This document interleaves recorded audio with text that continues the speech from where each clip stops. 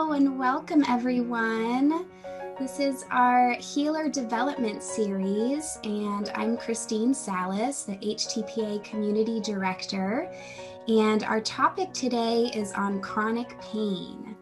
We have an amazing panel today that will help share some tips and their expertise with you on working with clients with chronic pain. We are recording this event and it'll be emailed out to those of you that registered, as well as put up on our HTPA member portal, usually in about a week. We will have some time for questions, so we'll leave those till the end. And we'll use the chat box where you can put your questions in there. All of you have done a great job of being muted right now, so thank you for that, so that we can make sure to hear the great things our speakers are going to share with us today. And I would like to start off by introducing our lovely panelists today. So we have Gregory Falvey, and Greg has his Bachelor of Science in Nursing, ANCC Pain Management Nursing, HNCC Board Certified Holistic Nurse, and is a Healing Touch Certified practitioner and an RN working at a 150-bed community hospital in Minnesota. Greg works in pre- and post-surgery for emergent overnight and weekend cases. His position allows freedom to provide holistic helping hand throughout the hospital for patients experiencing pain, anxiety, and difficulty sleeping. Greg has assisted staff RNs providing healing touch to patients who have exhausted conventional treatments for pain or are unable to take medications due to low respirations or soft vital signs. Working with the pain and palliative department, Greg receives consults for patients who may benefit from healing touch treatments as part of their multi-model plan of care. Many of the referrals from pain and palliative include patients with chronic pain. Greg has been working as an RN since 2010 and started taking classes with the Healing Touch program in 2011. He has integrated healing touch and other holistic principles into his nursing practice. Welcome, Greg. Happy to have you here. And then we have Angelika Neidling. Angelika has been in private practice since 2003 and offers one-on-one healing sessions on Zoom and in person. Angelika also teaches self-empowerment classes related to angels, sacred geometry, and light language. Her divine purpose is to guide her clients to live with their heart's intelligence as an embodied soul here on Mother Earth. She holds a loving safety bubble to help people to open up and heal the pain from their past to enable them to awaken to their soul's purpose where pure joy exists. Angelika tailors each session according to her client's needs, choosing from modalities including healing touch, integrative energy therapy, crystalline heart dimensional healing, light language sound healing, and past life regression. In 2021, Angelika also became a supervised mentor for Healing Touch program students on the path to certification. Welcome, Angelika. Nice to have you. And then we have Loree Oberle-Edwards. Loree is a Healing Touch certified practitioner and instructor and a transformational coach and facilitator. She is a skilled and experienced healer. With her intuitive awareness and ability to see the subtle energies of the body, Loree naturally supports clients to deeper levels of wellness, facilitating the release of emotional and physical toxins and chronic pain. Loree helps to provide a safe and supportive environment for healing. Her focus is assisting people in whole body health and leading a stress-free life. Loree has extensive experience in facilitating growth and healing in the spiritual aspects. Loree guides clients to deeper levels of inner communication and consciousness, encouraging those who are seeking a deeper sense of connection with the infinite and greater possibilities for themselves. Welcome, Loree. Nice to have you here. So as you can all see, we have a great panel today, and I'm so looking forward to hearing all the wonderful things they're going to share with us with regards to working with clients with chronic pain. And I first want to start off by letting them each share just a little bit more about their experience working specifically with clients with chronic pain. And Angelika, would you start us off, please? Yes, absolutely. I began my journey with Healing Touch, and my main focus was working with people with pain in years ago when I began. And I've worked tremendously with people with cancer who have had pain. I've worked with people with fibromyalgia. I've worked with people who've had back pain using the techniques from Healing Touch. And I've worked with car accident patients or clients, and had great result with especially the trauma release from that Janet taught us. So that was my main focus in the beginning.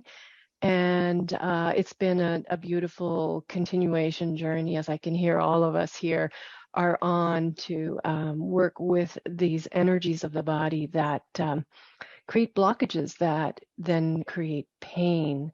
And it's so exciting to know that we have the ability to assist people then to find their healing within their own bodies and open up to be pain-free again. Mm-hmm. Great. Thank you, Angelika. And how about you, Loree? Thank you. Nice to see everyone. I personally haven't experienced chronic pain, and yet I have, as a child, was very sensitive to energy. So as an adult, I found instead of me feeling like a deer in headlights and often not knowing what to do with my emotions as a child, I found that these sensitivities are my greatest gift now as an adult. So by profession, I was a registered dental hygienist for over 40 years, specializing in medically compromised patients. So especially chronic conditions like autoimmune, cancer management, and many of these people had deep patterns of pain. And I realized that medical treatment, although supportive, did not always determine the outcome of these clients, especially with side effects and the chronic pain. So I began to see that they're most successful were those people that were grateful or had insights that of the process of healing, like they could see the gifts, no matter whether somebody asked for the condition they had, they could see that somehow their life was better as a result of it. So I began to explore more spiritual aspects of a discovery for myself, as well as more inquiry for my patients. I often ask them what gifts they did see in it, their experience.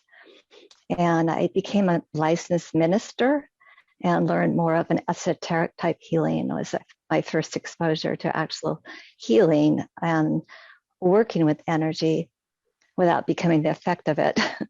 So it took me a really pretty multifaceted path. I became a Chopra teacher through meeting somebody, or a friend of mine introduced me to the Chopra Center, which was locally at the time. And through that, my husband and I did some volunteer work, and I met somebody who had taken Healing Touch. And I asked a little bit more about it, and I thought, wow, this is so great, because it was started by a nurse, Janet Metcalf, and instead of being esoteric, it's more similar to mainstream medicine, since it was started by a nurse. So I began to explore that more, and it really deepened my practice. I became a certified Healing Touch certified practitioner in 2001, and then became a level 1 instructor in 2010. And then last year I became a level 2 instructor. I also became a certified clinical aromatherapist in 2017, which is really a great complement to Healing Touch, especially with issues like chronic pain. And I also, as you heard, I'm a transformational coach, and I've been that for many years. And I found that, especially with emotional release, there seems to be a correlation with a deep chronic pain with past situations and experiences in their life. Not always trauma that you can identify as a diagnosis, as much as very often a person has experiences that they feel traumatized by. So love to share more about what I found in my practice and look forward to sharing that. Thank you. Thank you, Loree. And how about you, Greg? So about 17 years ago, I was an inspector mechanic for a major airline for about 20 years. And then there was a strike and I was a life change and I went to school and I became an RN. And I continued my education and got my BSN through Metro State University, where I was introduced to Healing Touch as part of a unit on energy work and the mind, body, spirit connection. About that time, there was a level 1 Healing Touch class available at the hospital I was working at the time. And my wife, Sue, had a shoulder injury, which resulted in multiple surgeries, and she suffered from chronic pain as a result. I felt a calling to pursue this training to help my wife and my hospital patients.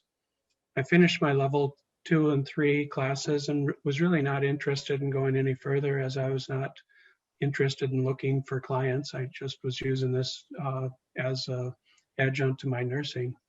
And then I had 2 different skin cancers on my back, which required 2 different surgeries and kept me out of nursing work for about a month.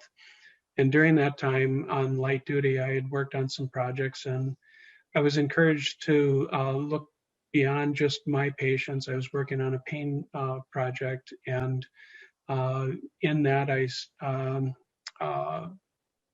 from that project that I was working on, I had been recognized for some things, and there was an opening in the surgery department where I would be working in the overnight shift, and this also allowed some freedom to help throughout the hospital. I have quite a bit of autonomy. I just can't take a patient assignment, but I'm free to help throughout the hospital. I said, hey, this would be a great time. I could promote Healing Touch and encourage other nurses with this. And so it's been a good relationship with that. I work with patients that struggle with pain, anxiety, and sleep issues mostly. I get referrals from the pain and palliative department. Most of the cases that they refer me to deal with chronic pain, but I will say that the majority of the patients I work with have acute pain, while the chronic ones have what they call acute on chronic. So either the nurses will refer me or pain and palliative will refer me to these. So since I started doing that, I felt compelled to complete my level 4 and 5 and then become certified. And I refer to the Healing Touch clients as patients because I'm working in the hospital and all the clients are patients. And so it's a little bit different than if you had your business out of your home or whatever. And I'm currently working on a research project with Healing Touch with post-surgical patients. Great, thank you, Greg. So our first question is, what common intake, assessment, or energetic patterns are you finding with clients with chronic pain? And Loree, could you start us off there? So what I've noticed is that there definitely is a historical pattern with people with chronic pain that very often the experiences that I find through inquiry and intake very often were at an early age.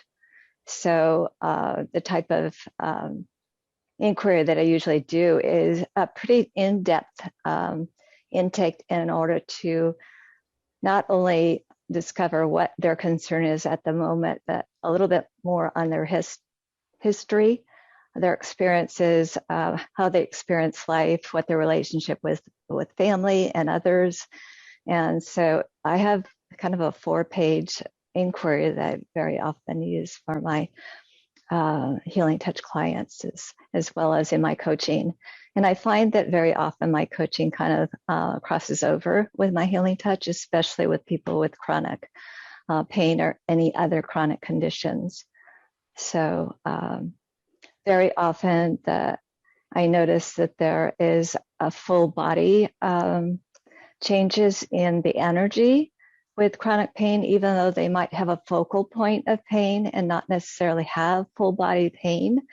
Very often the energetic patterns seem to cross over into the field as well as into what we consider the physical body. Great. Thank you, Loree. And Greg, could you add to that? Well, I start my intake and assessment when I receive the consult from Pain and Palliative.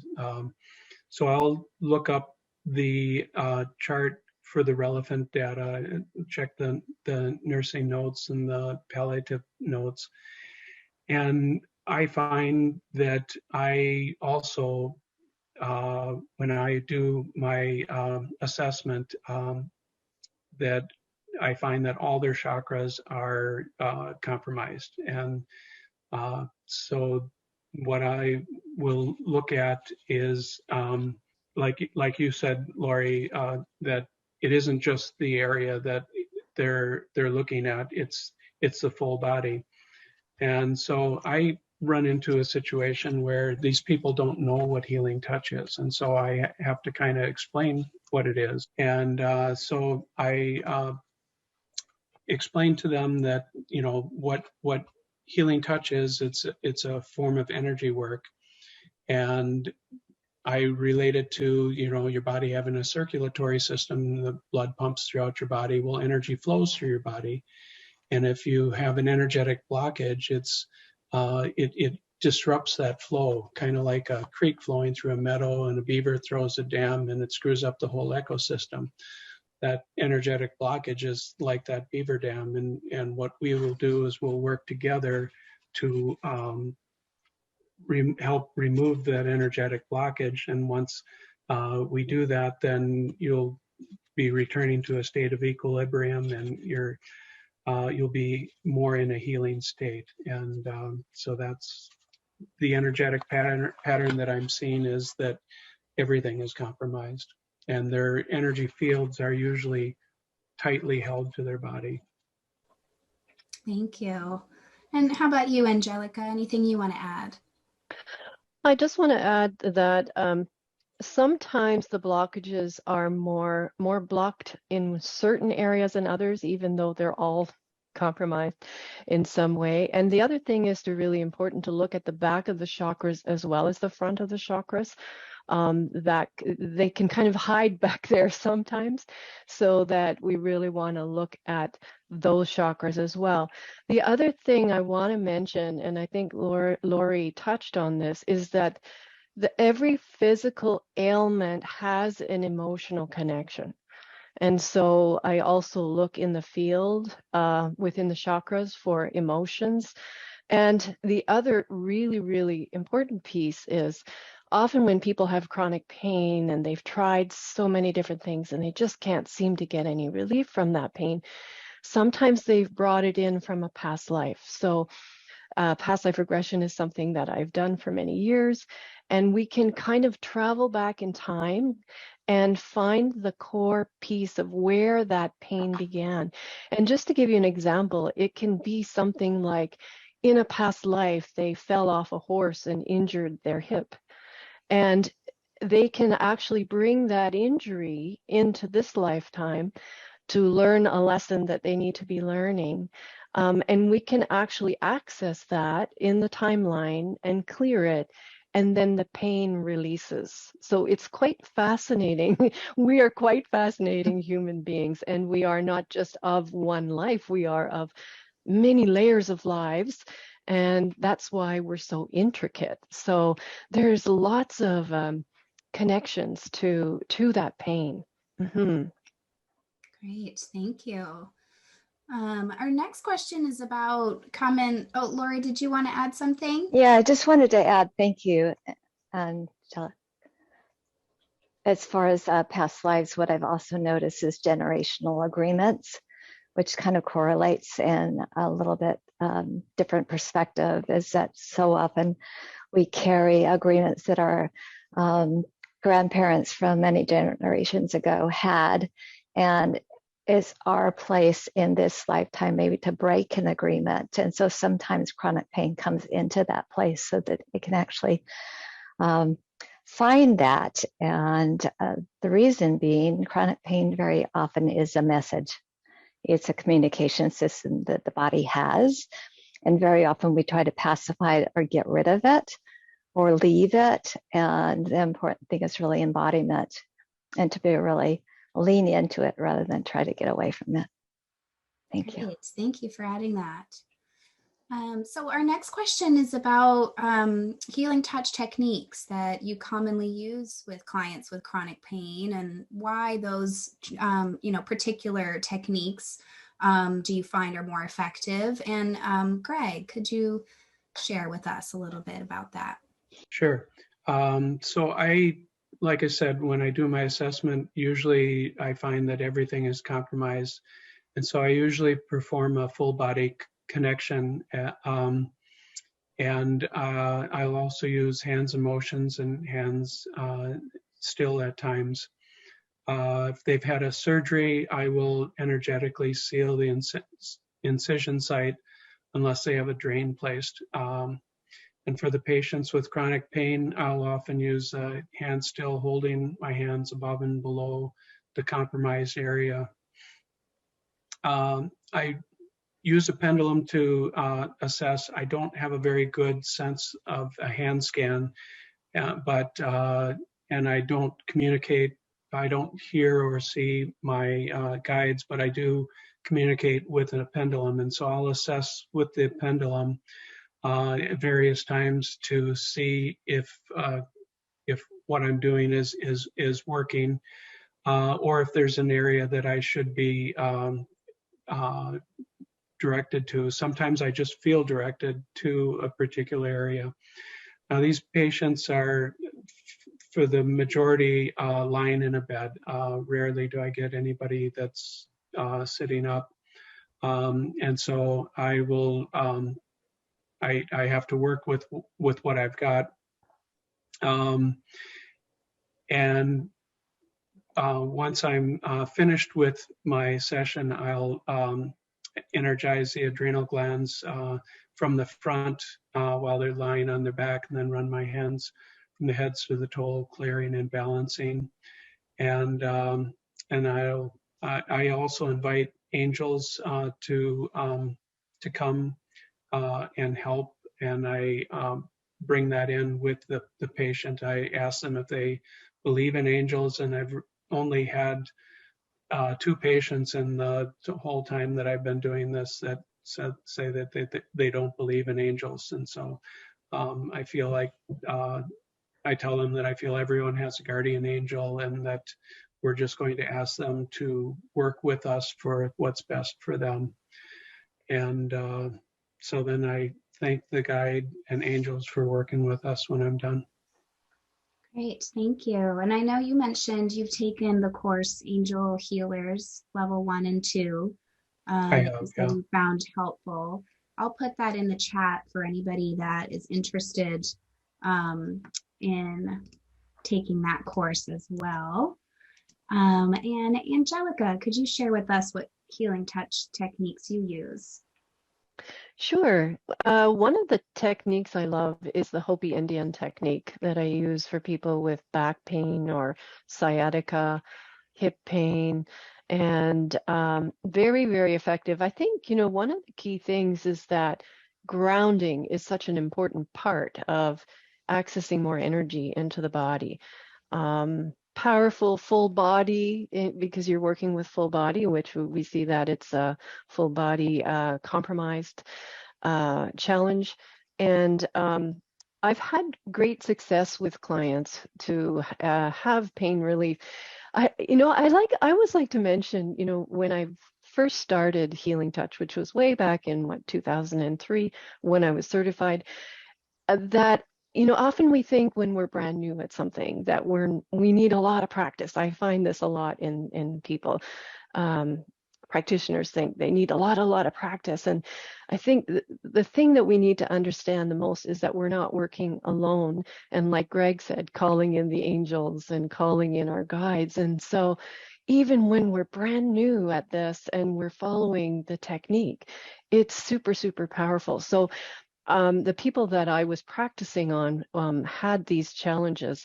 And the lady that I was working with, who supported me on my Healing Touch journey, she was like my guinea pig. And she always had such tremendous relief from the Hopi Indian back technique. And she was able to then walk better and function better in life and do more and be less, she had less anxiety, she had more energy. So, I mean, it completely transforms the way you feel when you're pain-free in life, doesn't it? So yeah, I just feel that anyone that's new, that's watching this or is on this call or watching this recording, is that remember you are not working alone, and these techniques are super, super powerful. And I think often we get wrapped up in, am I doing this right, and am I doing it perfect, and we get very stiff about it.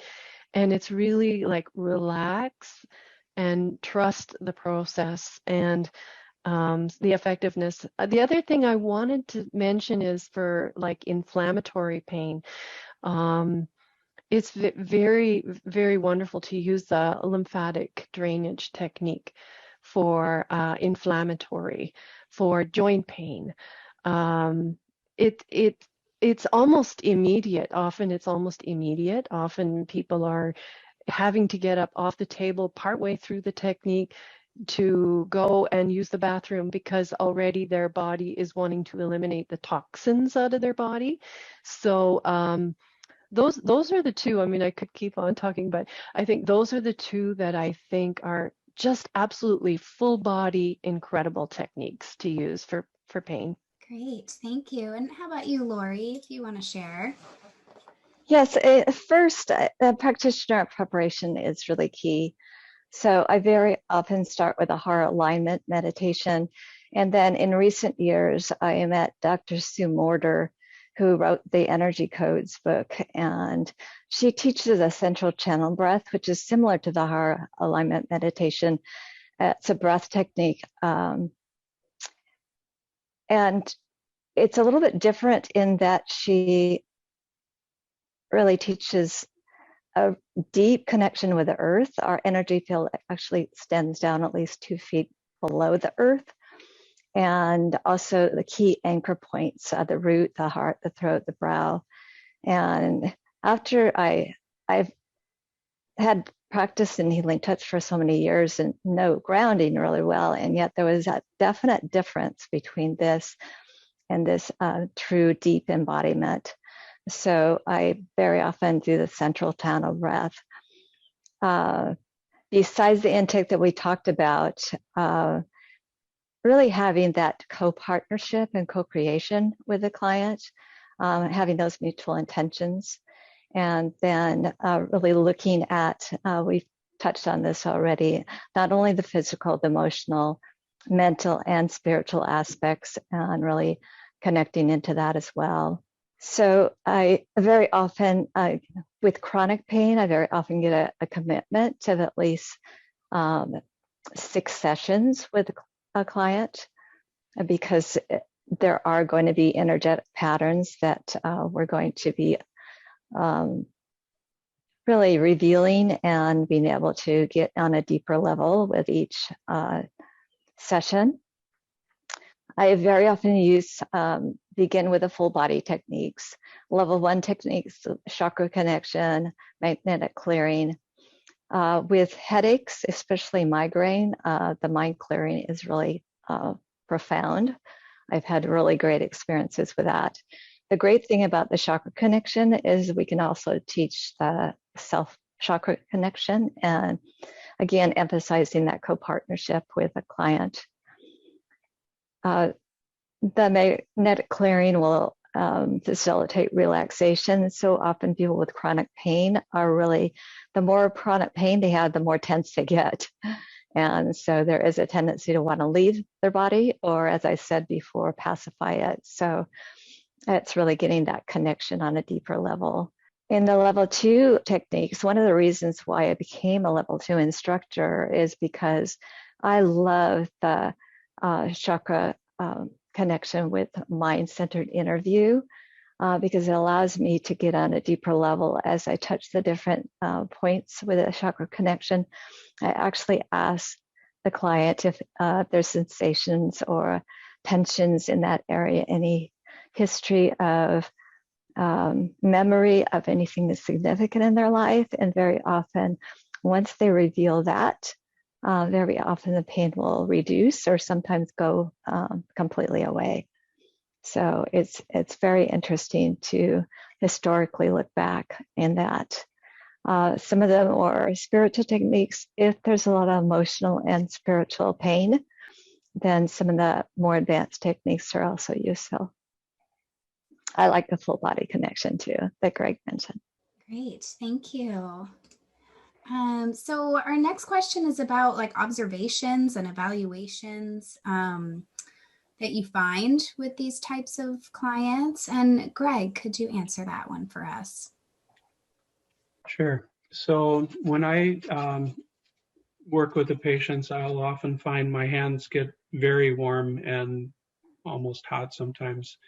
And many patients will fall asleep during the session. And when I start, I'm at the foot of the bed, and I will do a HAR alignment, and as I'm holding their feet and I'm going through my process, I've had people kind of jerk a little bit, and when a couple people have said that they had to look up at me because they thought I was working on their shoulder or working on their hip, because that's where they felt it happening, and I'm standing there at their feet. And I let them know that, that's the angels. They're doing all the heavy lifting. I'm just, facilitating that. I noticed that they often will have tense and rigid bodies, and that starts to relax as we're doing the full body workup. The facial expressions relax. I've had one patient who just started to cry as soon as I was holding his hips, and he cried throughout the rest of the session. And it was a little unnerving to me. I had never experienced that, but it was a wonderful experience for him.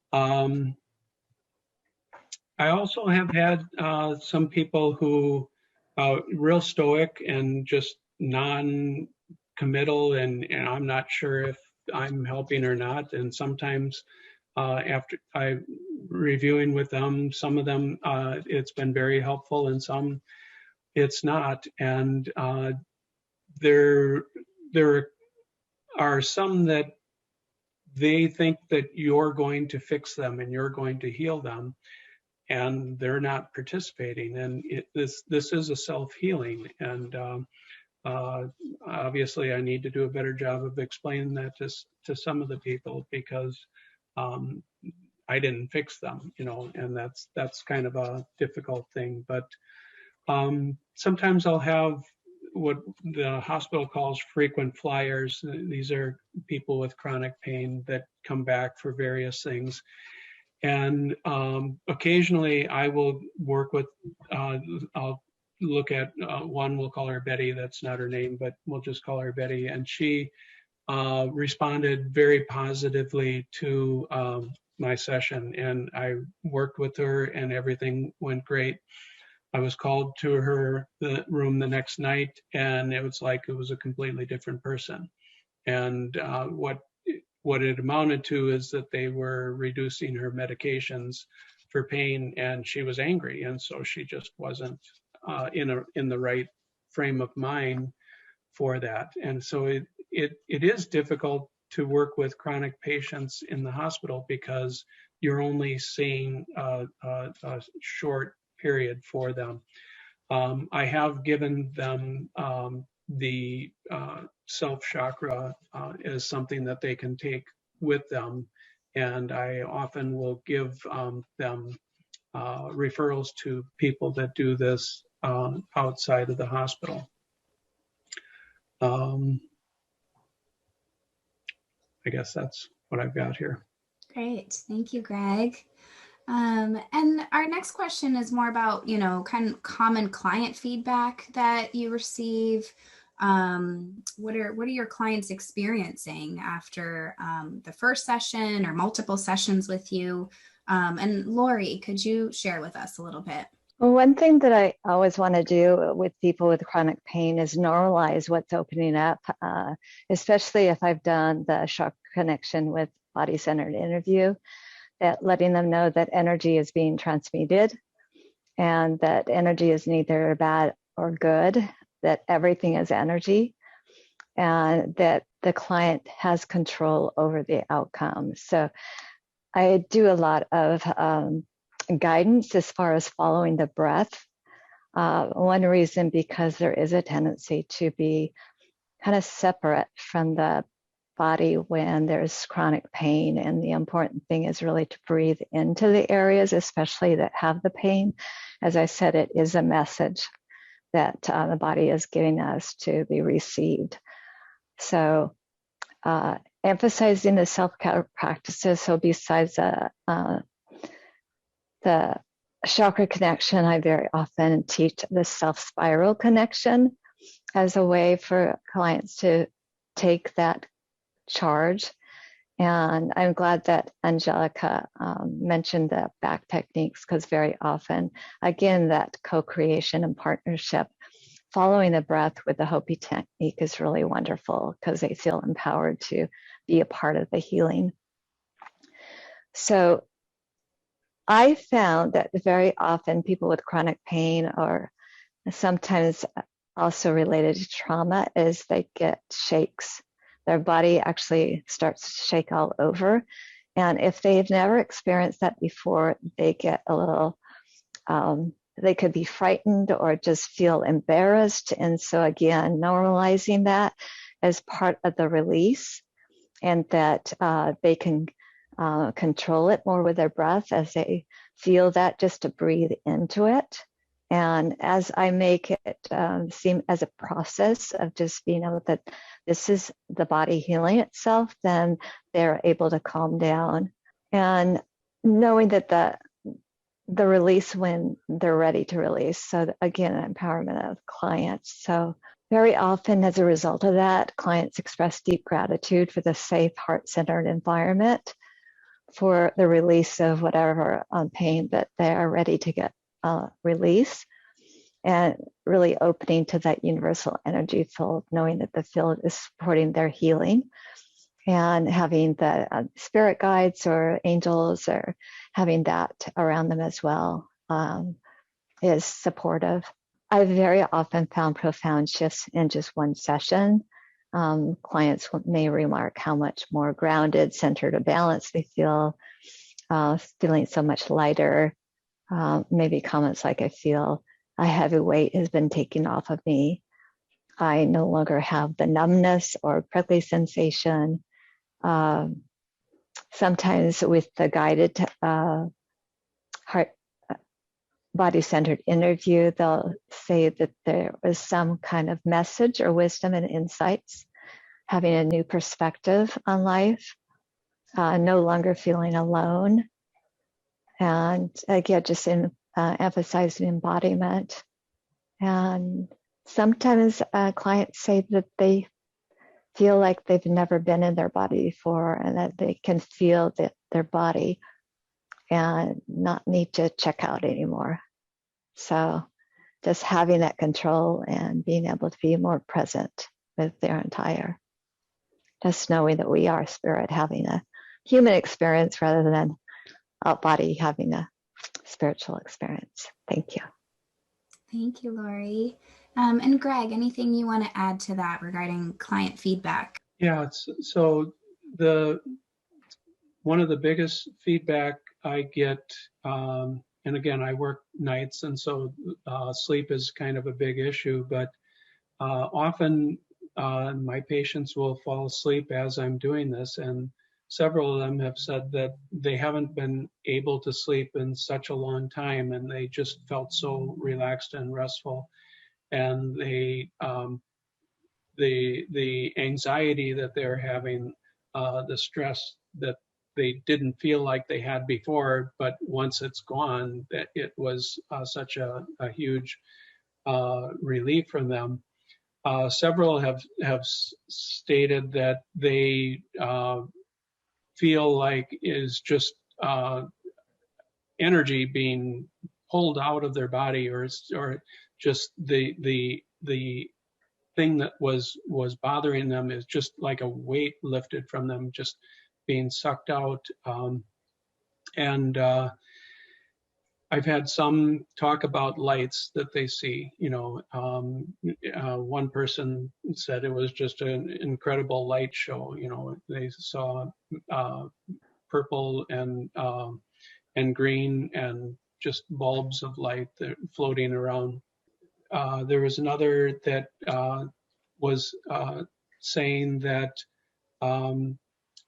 they felt like they were in touch with family members that had passed away, and they felt like they were there with them during the session. And I said, that's your angels that are following you. So and that's rewarding to me to see that's very helpful for them. Great, thank you. And next, Angelika, I'd love for you to share common plans that you make with clients following a session, referrals, or growth work. If you can share with us about that. Sure. I just actually put my hand up just to add to what we were just talking about first, if you don't mind. I just wanted to say, people are all often really fascinated that they get such tremendous pain relief with the work that we do. And they're always excited, and many of them have struggled with pain for so long. And one of the things I have noticed is that when they go home and they maybe start to feel a little pain again, they start to get discouraged. And I think it's really important to talk to our clients and let them know that it's really kind of like retraining the body, and that they may need multiple sessions to kind of get the body back on track to functioning in a whole new way energetically.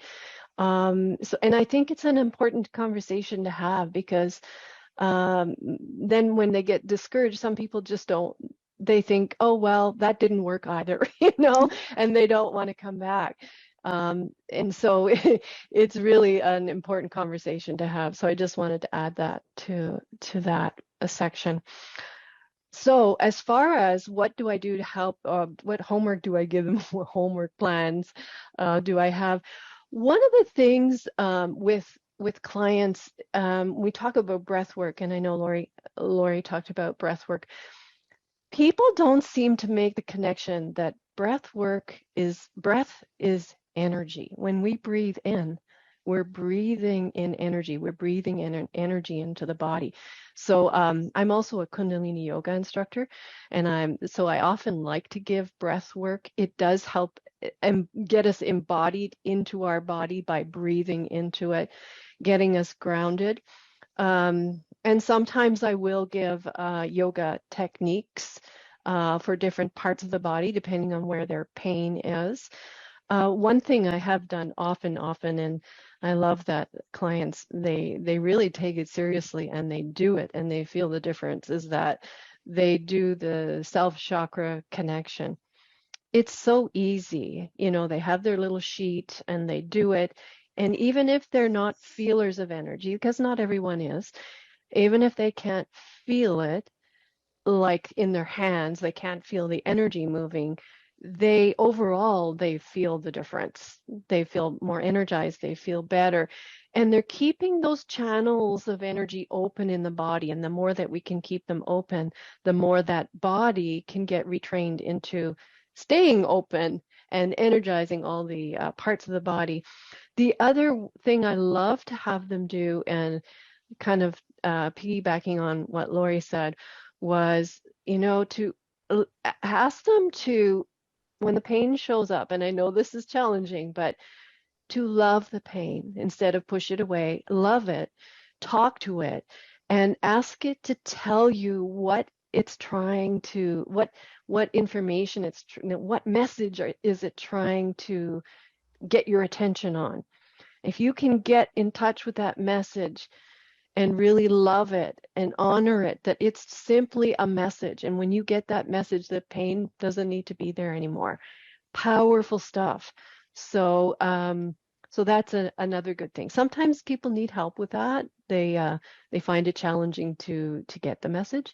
And so sometimes in the private one-on-one sessions, we can work together to kind of get in touch with what is that pain all about? What is it trying to say? It's just getting our attention to maybe change something, do something a little bit differently. We really don't realize what we do to our bodies sometimes, and it doesn't matter how seasoned we are as practitioners, we all do it. What are we doing in our life that we're not realizing that's somehow negatively affecting our bodies? So that's another thing that I do with my clients. Great, thank you. Thank you. So next, success stories, and I'll have each of you share a success story, and I'll start with you, Loree. Well, the first thing, Healing Touch. With Healing Touch, everyone improves. So that's a given. And some of the more profound success stories, people report feeling more progress in a few sessions compared to like 4 years of therapy that they had, or 4 years of going through pain management. So in a group setting, and in individual sessions, I often get reports of long-term chronic pain miraculous disappearing. And what I didn't share as a transformational coach, I became an integrative coach through Debbie Ford, and we did group processes. So I was the wellness manager, and I used Healing Touch as a catalyst for people to move through a lot of emotional energy. And very often I had like 5 people lined up on the floor and doing grounding and doing hands in motion, hands still, and various healing touch techniques in order to support them, because very often pain was the initial thing that they come to me for.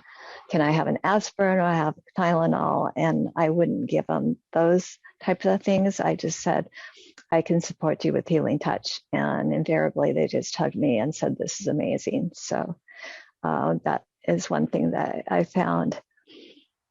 Also, I was a panelist last year for trauma, and I find that very often the same kind of techniques, the same kind of experiences, they seem to cross over. And yet there are specific differences between chronic pain and trauma. And yet, as I said, they do cross over. One person that I recall had a father that was abusive, and she was having a severe pain in her lower back area. And when I did the intake, I have a intake, as I said, that's pretty long. It's called Client Profile and Objectives Form. And through that, she kind of revealed some of her issues with her father. And I did some techniques, chakra connection, and also took her through the client-centered interview. And what I found is through that, she remembers her father using, hitting her on her lower back with a belt. And when she recalled that, because she had forgotten it, because she was quite young, her pain of 30 years just miraculously disappeared. That was one of the most profound and yet very often similar reports that I've had, whether it be a generational agreement that was from other ancestors or a current relationship with a parent that very often comes out with really significant shifts. Thank you for sharing that. Wow, what a power. One other thing, just the important thing is forgiveness practices.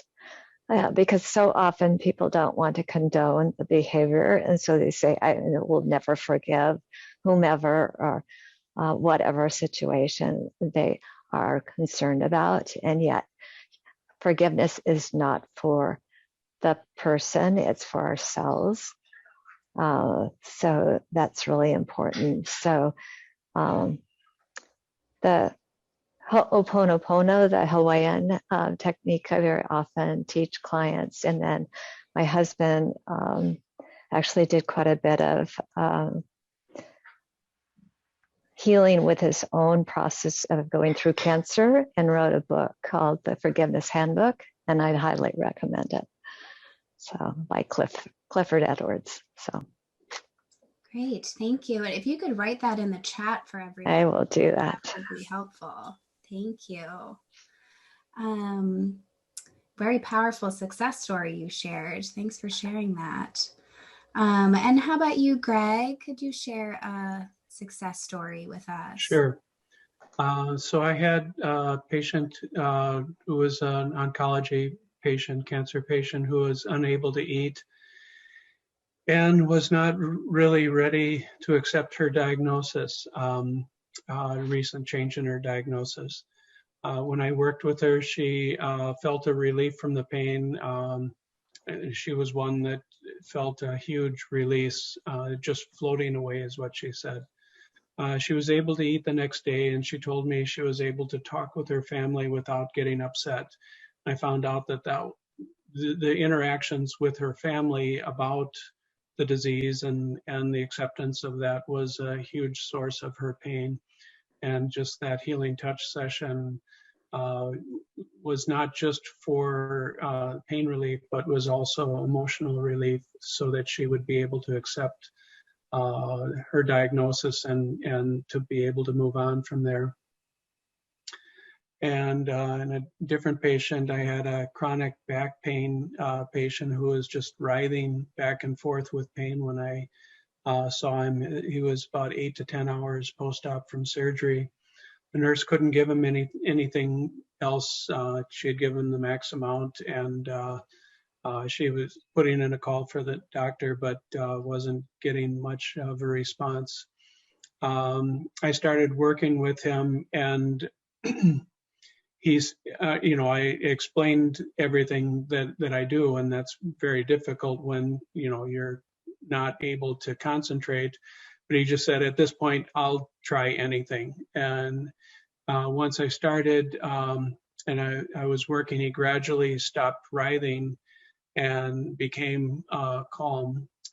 He thanked me afterwards, and he said he really wasn't sure about it when I tried to explain it to him, but he's a believer now. I mean, he still was hurting, but his pain was manageable, and he could not remember the last time that he was actually able to sleep, and he was able to sleep that night.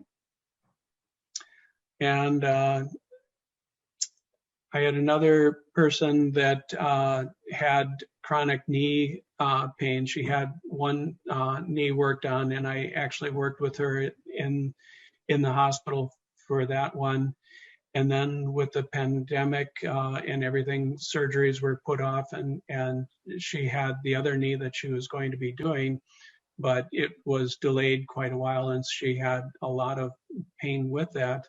And she actually called to check on my schedule because she wanted to try and schedule her surgery during a time that I'd be working. I've had my schedule had changed to a 7 days on and 7 days off. And so she did manage to arrange her surgery on a time that I would be available. And on that particular day, the hospital was extremely busy. They were holding patients in PACU, and she actually was one of the patients they were holding. And they had called me in just to help out because they were help out with the overflow, or they were being kind of overwhelmed. And so I was able to work with this patient, and her block had worn off, and so she was, getting back into that pain cycle. And I worked with her. She was able to be calm. And it was interesting. Her son was in the room at the time, and he's autistic. And that was a little bit of a challenge, because he said, "What are you doing to my mom?" And but she said that this was okay, and he actually became part of the process. And so it was nice to be able to actually help her, and that somebody had requested me to be involved in their treatment. So I take that as a success.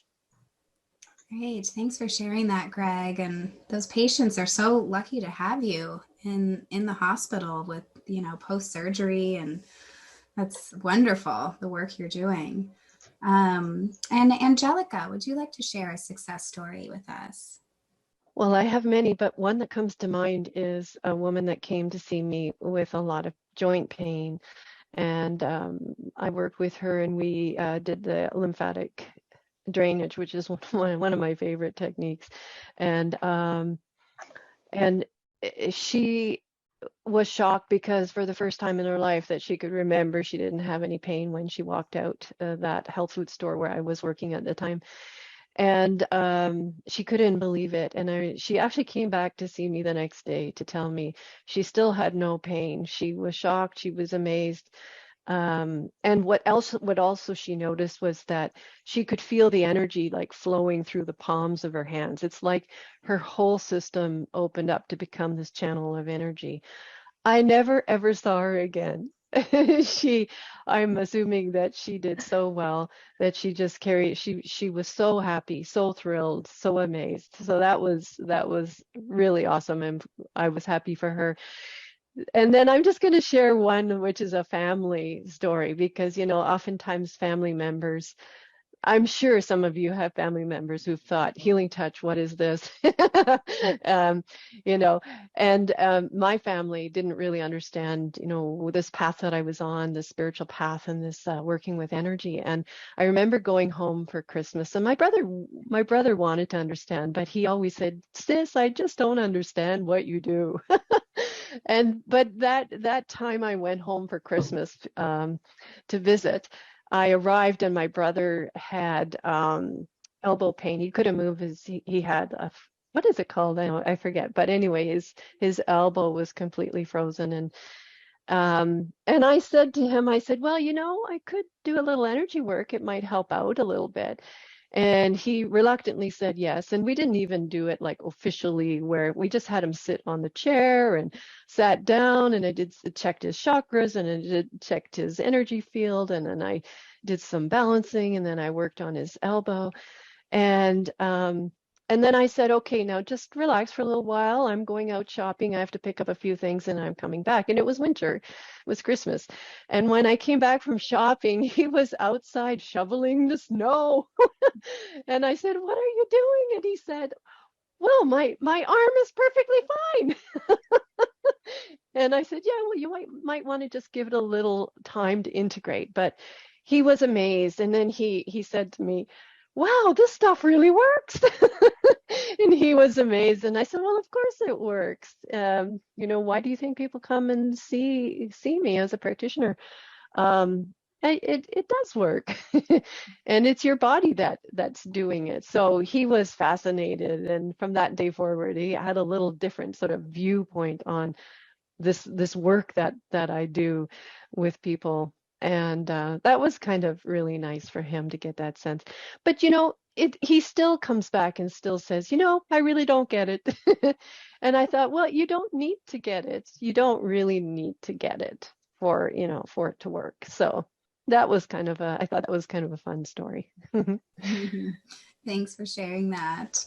And Loree, did you want to add something? Yes, it's great there's so many success stories, and yet it's true. Some people just doubt it.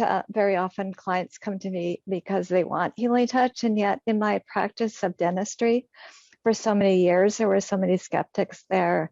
And I have a few funny stories. One was a person who was highly religious and yet was kind of uncertain about what I did. It was too woo for her. And yet one day she shut her thumb in the drawer. And some other members of our staff came to me and said, Loree, she needs help. She's really in pain. And I was between patients, so I didn't have much time. So what I did was put my hands around her thumb without touching it and just kind of did hands still. And it was probably no more than 30 seconds. And then I headed down the hallway and I said, maybe when we have a break, I can support you. And I came back and she said, it's gone, the pain's gone. So it can be that sudden. And the same thing with people with migraine, chronic migraine, so many years of migraine. And if they're in a state where I can find the pain spike, and sometimes I found two, it's just miraculous. It just, people will say that they haven't had migraine since. So those are a couple other times. Great, thanks for sharing those. Sure. Great, and our last question here, and then we'll move on to questions from the chat, is just any challenges that you faced or anything else you want to share that we haven't mentioned yet. And Greg, did you want to share that? Sure. So people with chronic pain often suffer from some type of mental illness. The pain I feel sometimes can cause this. And because there's such a stigma about mental illness, sometimes they feel that the pain is all in their head. And I have them repeat, it's not my fault. And tell them, repeat this, it's not my fault. Tell them to do that several times. Because with pain, there's anxiety about the pain that can magnify the pain and increase the intensity. And they, well, if it's all in my head, then if I don't think that I should have pain, then I shouldn't have pain.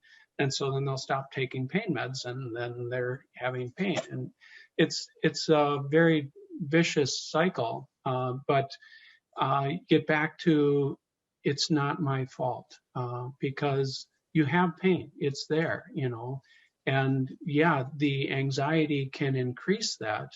But you don't have pain because you have mental illness. You know, you have pain and you may have mental illness. I worked with Cindy, my case study patient, who broke both her ankles and fractured her vertebrae falling off a zip line. She was 72.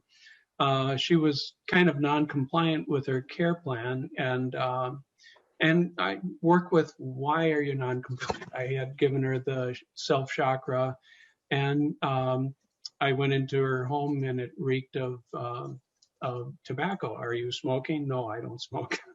Okay, somebody's smoking, but you know, just realize that smoking is going to affect the bone healing here. So the challenges that you've got is sometimes the patients or the clients are their own worst enemies. You know, you give them homework and it can explain that. And I can't remember who said it, but they feel fine and then they go home and then it wears off. And well, I guess that didn't really work. Angela, I think you're nodding your head here.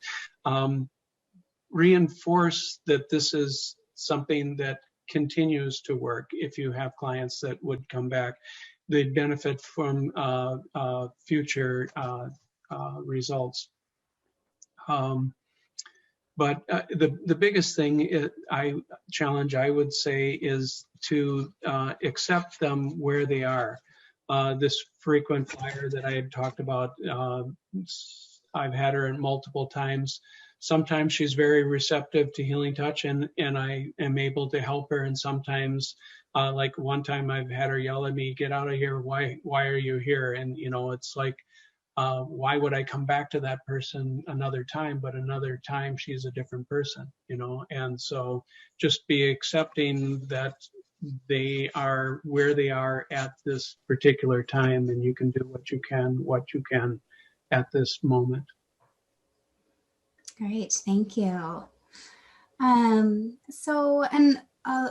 Angelika or Loree, is there anything else you wanted to share regarding challenges or anything else before we move on to questions from the chat? Sure. I have worked with a lot of autoimmune patients through dentistry, and some of them became Healing Touch clients. And thank you, Greg, for mentioning about the mental illness part, because very often when people have symptoms that aren't understood, very often they feel isolated and feel misunderstood, and it can turn to mental illness because they start to get more isolated and more kind of turning inside or actually checking out of their body. So it might be more withdrawal, or it could be that they're kind of checked out.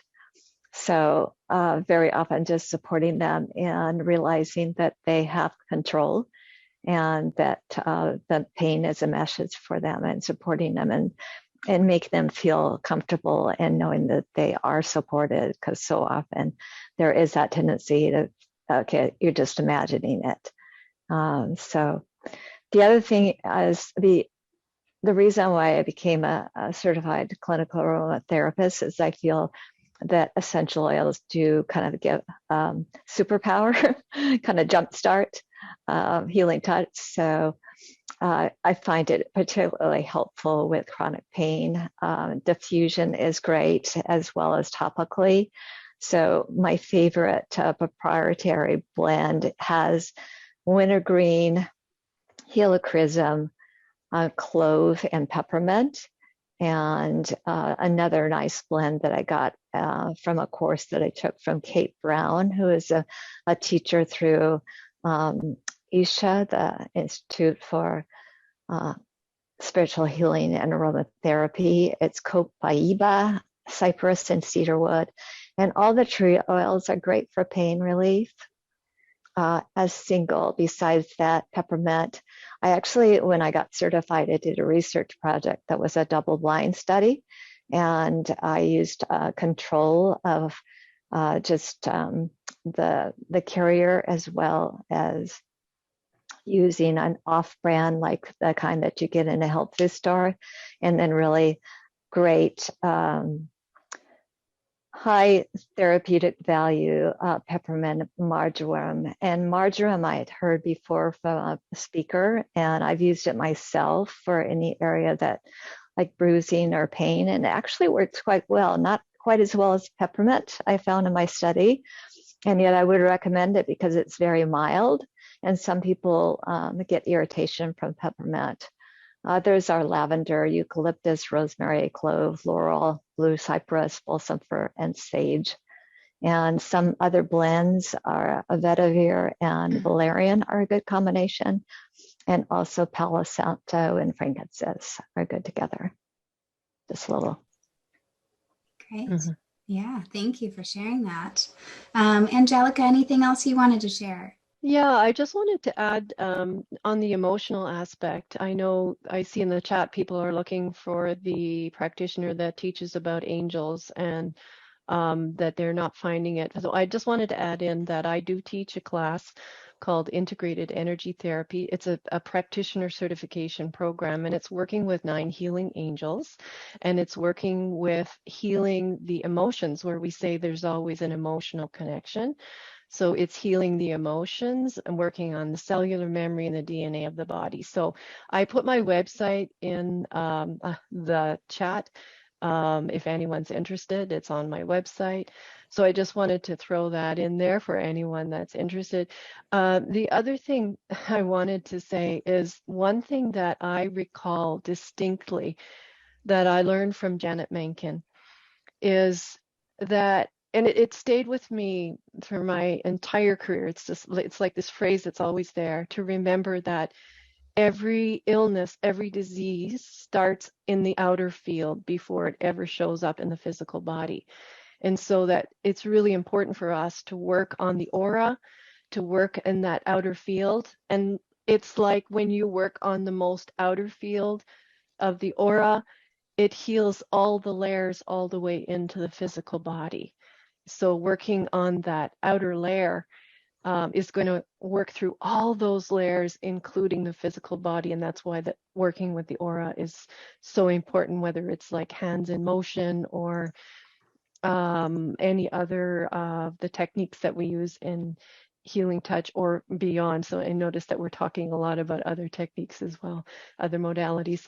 So that's how I kind of wanted to end on that note, bringing Janet Mencken in. And you know, she always had these profound statements, and they seem to have stuck with us, and they've been passed on through the generations. So, Great.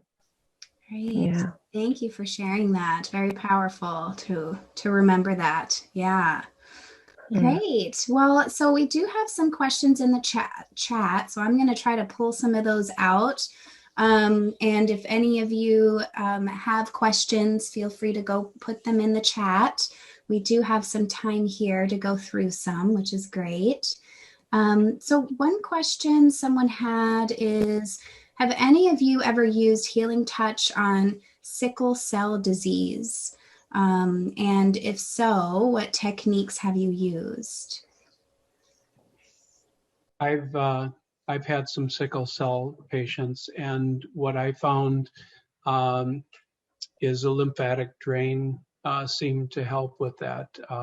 The shape of the cell causes the blood vessels or the blood to clump in different areas.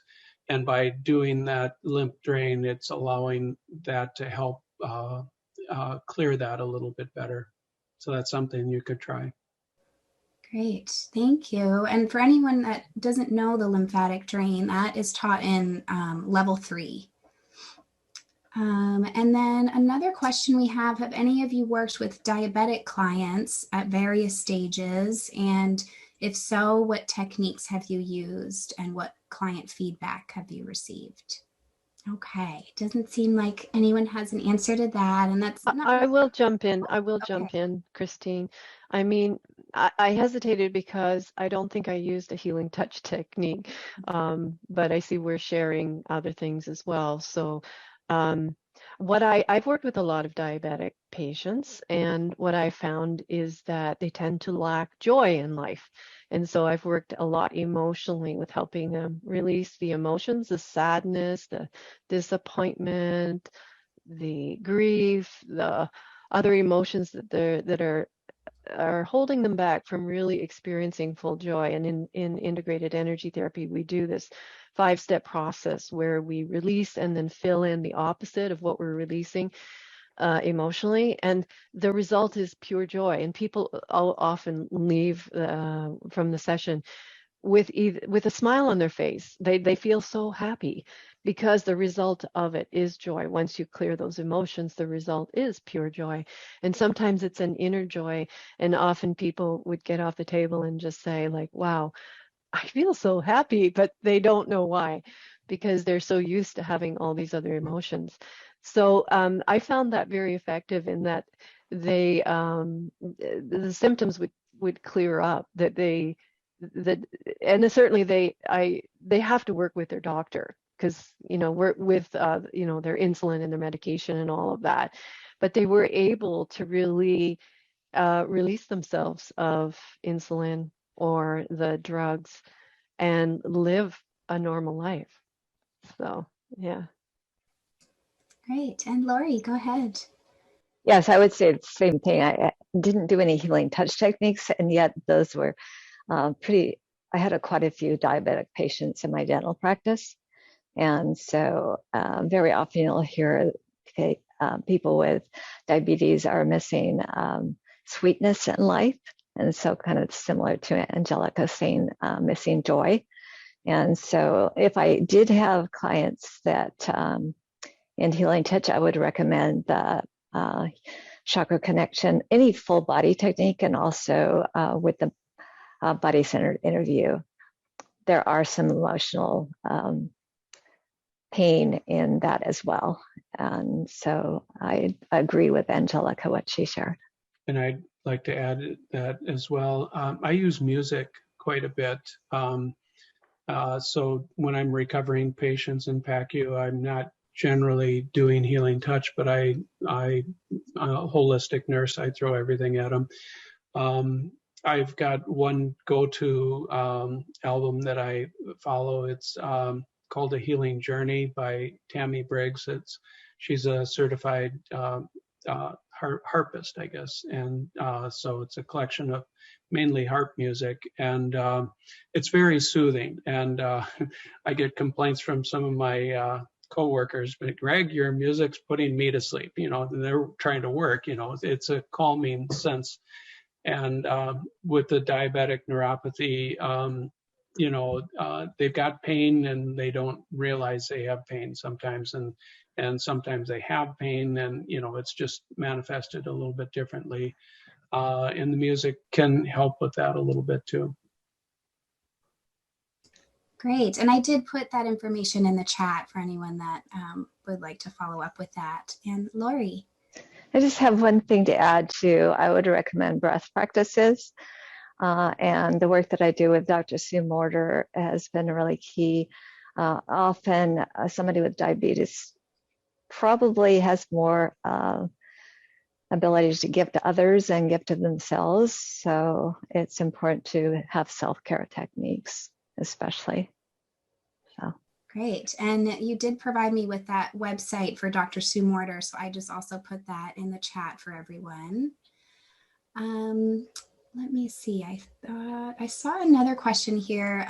Someone is saying they often use chakra spread for chronic pain, and she didn't hear any of you mention that. So she's just curious if any of you have used chakra spread for chronic pain. I haven't used it specifically, and yet I can understand how that could be effective. One, it's a full body technique, and also anybody who is undergoing any type of transition, it's helpful. And very often when somebody experiences chronic pain, there is a transition in their life that's completely changes their life. So I would say, yes, that would be supportive. Yeah, I'd agree. I've used it often in end stage of life, when people are sort of at the end and they're in a lot of pain, and we're trying to keep them as comfortable as possible. And of course, the transition is, passing to the other side. It's such a beautiful technique. And I think, each situation is so unique, and we're just touching on just a handful of people that we've worked with here. And we have so many experiences. So it's a great question. And that's what comes to mind for me, that end stage of life especially, that would be awesome. I would agree. I have used chakra spread with quite a few patients, but typically these are people that are transitioning. They're in palliative care, and sometimes it's helping them to transition to that next level. And I invite the family to participate with that. And sometimes it seems to be more helpful and soothing to the family to come to terms with the end that's coming here. Great, thank you. Let's see, another question. Any suggestions for tinnitus? I mean, tinnitus is really like a frequency in the ear. It's like the angels talking to you. I have had great success with people with tinnitus, and I don't recall what I did, because we did many sessions, and I don't recall which techniques I used particularly. However, there's one thing that you can do with tinnitus is ask the angels to either slow down the frequency or shift the frequency so you can kind of hear what they're trying to tell you. Tinnitus is a symptom of ascension. It's a symptom of awakening. It's a symptom of being more in touch with your body and being like an embodied soul.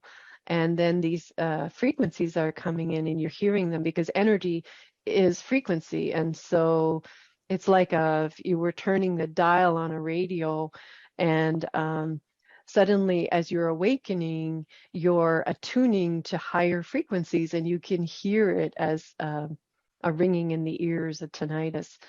So that's a little bit about what I have experienced. Great, thank I would you. agree with that. I found that very often as we expand and raise our high frequency energy in general as practitioners, there might be a tendency to have that symptom of tinnitus. And also in mainstream medicine, they say it's because the crystals have broken free. So it depends who you talk to.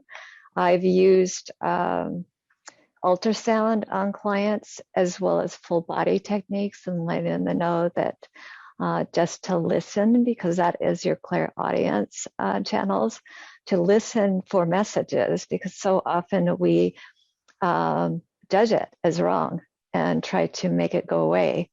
And so sometimes as you do that, it could get worse. And so just asking, what message do you have for me, and seeing what wisdom comes through you is really important. And yet the full body along with like either the laser, or I like ultrasound just because it just feels better to me as a practitioner rather than just a still laser, and yet both could be supportive for the ears. Great, thank you. Let's see, a couple other ones. How about, have any of you worked with clients with multiple sclerosis? And if so, any suggestions there?